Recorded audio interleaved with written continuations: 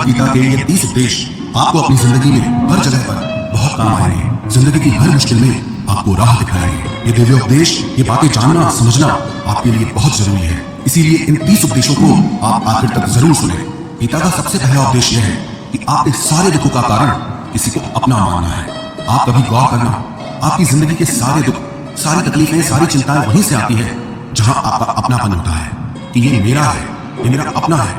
वहीं से आपकी जिंदगी में दुख आना शुरू हो जाते हैं।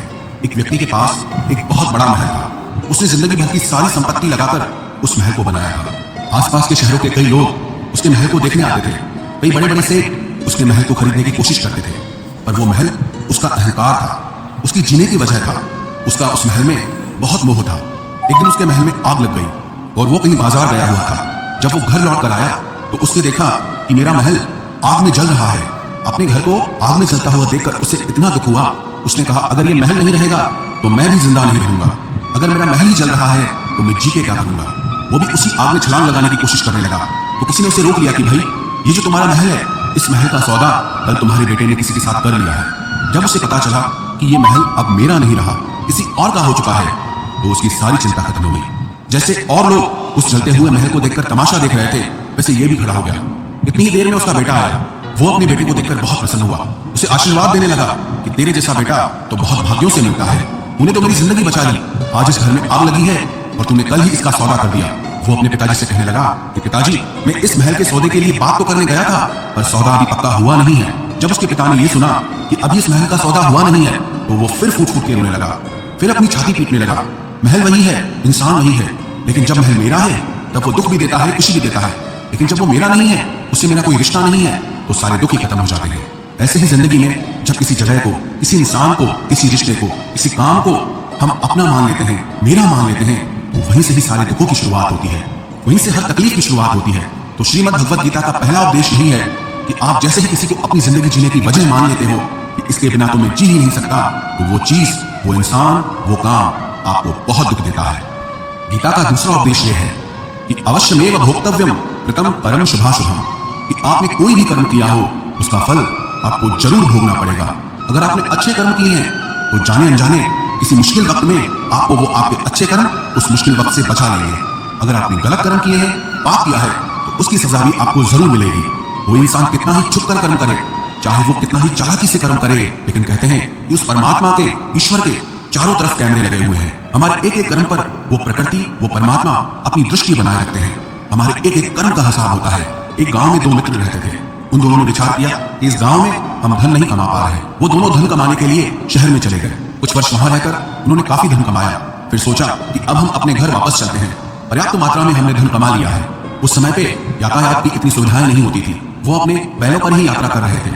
चलते चलते मार्ग में रात हो गई तो उन्होंने विचार किया, आज रात हम यहीं विश्राम करते हैं। एक मित्र ने कहा कि मैं यहाँ पर रहकर धन की रक्षा करता हूँ, तुम बाजार जाकर भोजन की व्यवस्था कर लो।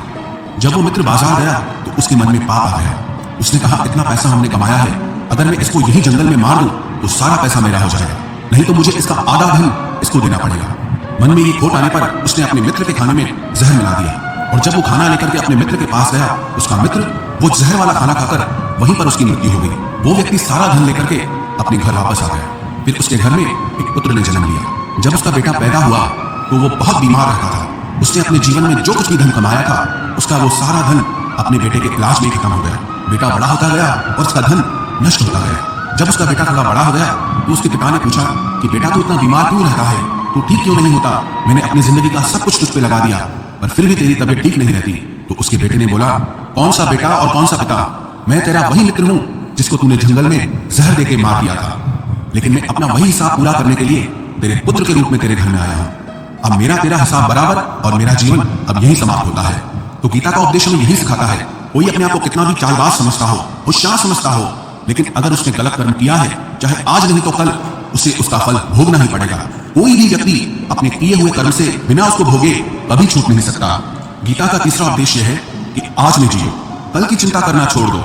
जो भी व्यक्ति अपने बीते हुए कल या अपने आने वाले कल में खोया रहता है, वो जिंदगी में कभी खुश नहीं रह सकता। आपको जिंदगी में खुशी सिर्फ और सिर्फ तब मिल सकती है जब आप वर्तमान में जी सके, आज के आनंद को जी सके। बीते हुए कल का और आने वाले कल का कोई वास्तविक अस्तित्व नहीं होता, वो सिर्फ आपकी बुद्धि और आपके विचारों में होता है। उसकी कोई वास्तविकता नहीं होती। उसे सिर्फ आप अपने मन के अंदर और बुद्धि के अंदर जीते हैं।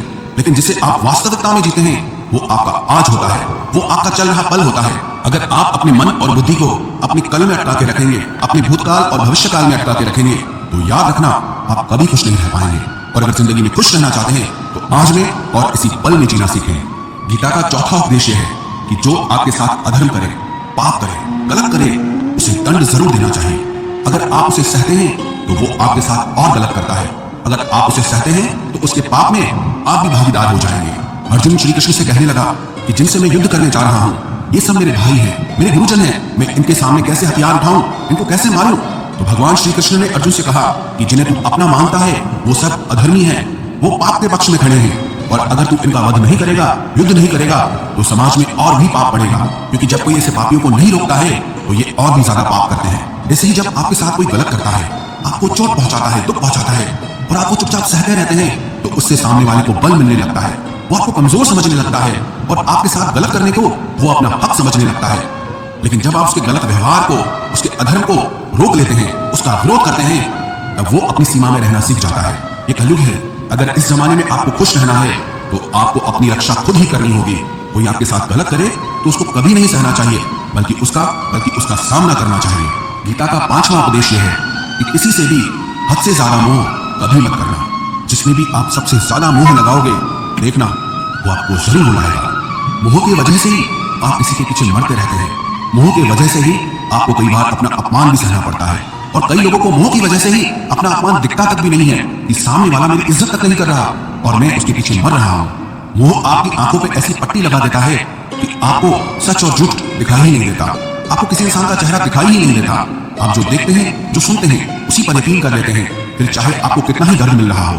अगर आप किसी इंसान को ठीक से समझना चाहते हैं, किसी की सच्चाई जानना चाहते हैं, तो उसके लिए ये बहुत जरूरी है कि आप उसके मोह से जल्दी बाहर आ जाएं। वास्तविकता में रिश्ते दुख नहीं देते, आपका मोह आपको दुख देता है। जिस दिन मोह खत्म, उस दिन आपको किसी भी रिश्ते से कोई दुख नहीं मिल सकता, क्योंकि आपको फिर कोई फर्क ही नहीं पड़ेगा। गीता का छठा उद्देश्य है कि आप वो मत करो जो सब करते हैं, बल्कि वो करो जो आपके लिए सही है। स्वधर्मम निधनम श्रेय परधर्मो भयावह। श्री कृष्ण ने अर्जुन से कहा कि जो तेरा कर्तव्य है, जो तेरे लिए सही है, जो तुझे करना चाहिए, तू वो कर। तू कभी भी वो काम मत कर जो दुनिया कर रही है। क्योंकि अर्जुन श्री कृष्ण से कहने लगा कि ऐसे भयंकर युद्ध में पड़ने से अच्छा है कि मैं सन्यासी बन जाऊं। तो श्री कृष्ण ने अर्जुन से कहा कि सन्यासी बनना तेरा कर्म नहीं है, तेरा धर्म नहीं है, तू क्षत्रिय है।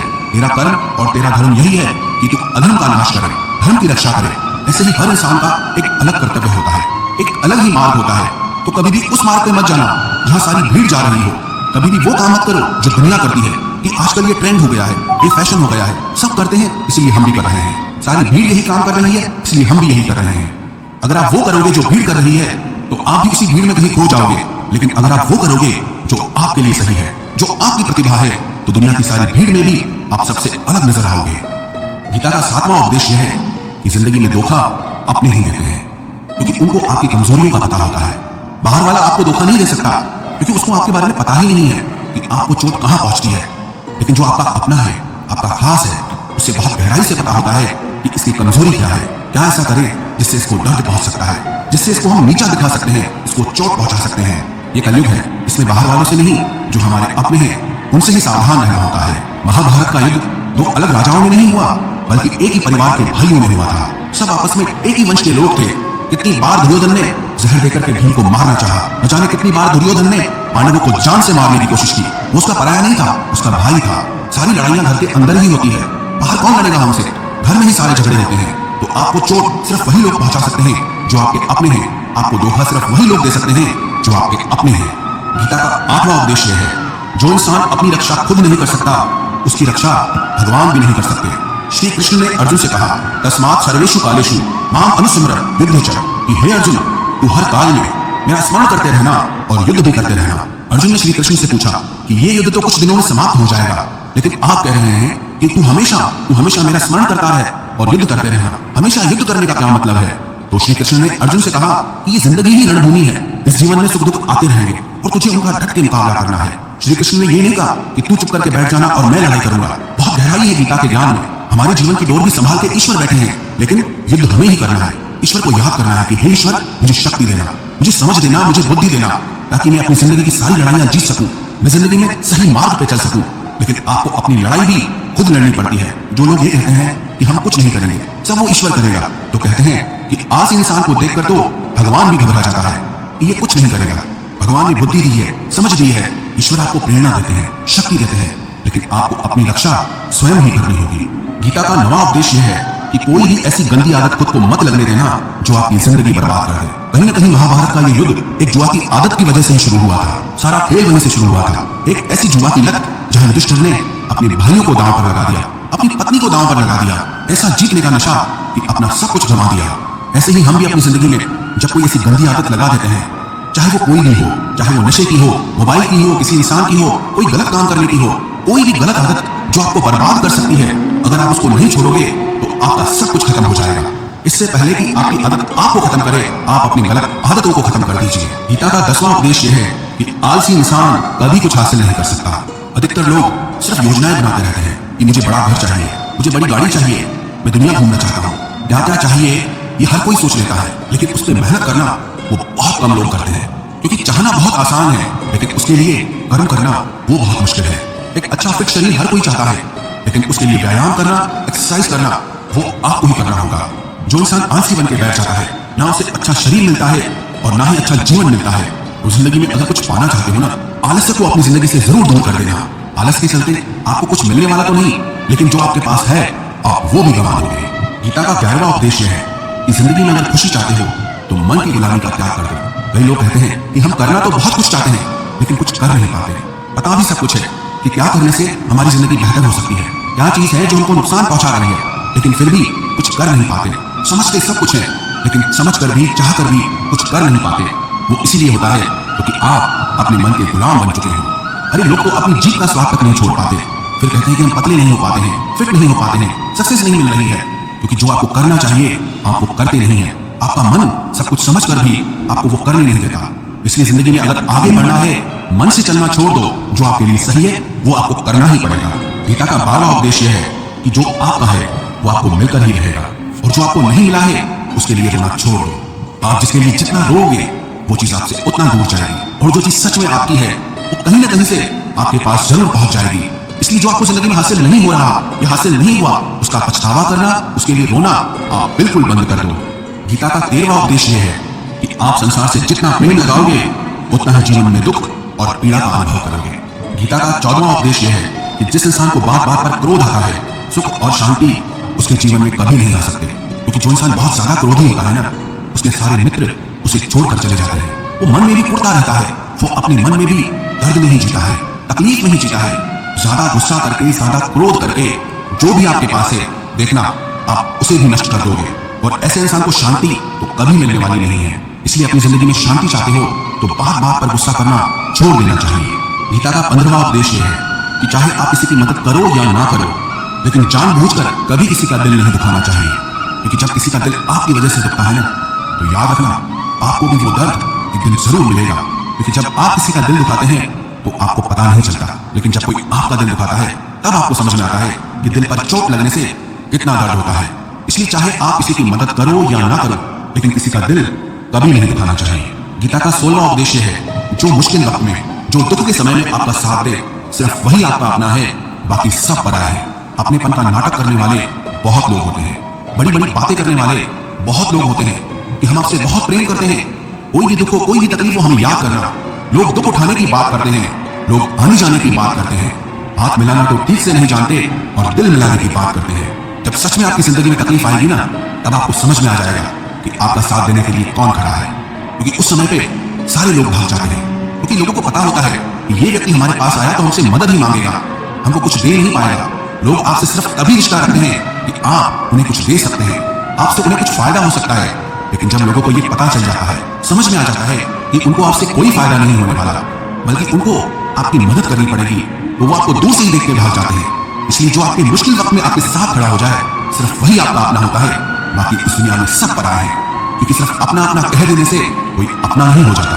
गीता का 17वां उपदेश है कि जो कुछ भी होता है अच्छे के लिए होता है, जो हो रहा है वो भी अच्छे के लिए हो रहा है, और जो आने वाले भविष्य में होगा वो भी अच्छे के लिए होगा। हालांकि ये बहुत गहरी बात है। कुछ चीजें जिंदगी में ऐसी होती हैं जो हमें लगता है कि मेरे साथ ही ऐसा क्यों हुआ, मेरे साथ ही होना था ये सब, लेकिन जब वो वक्त गुजर जाता है एक दिन हमको समझ आता है कि अगर हमारे साथ ये सब नहीं होता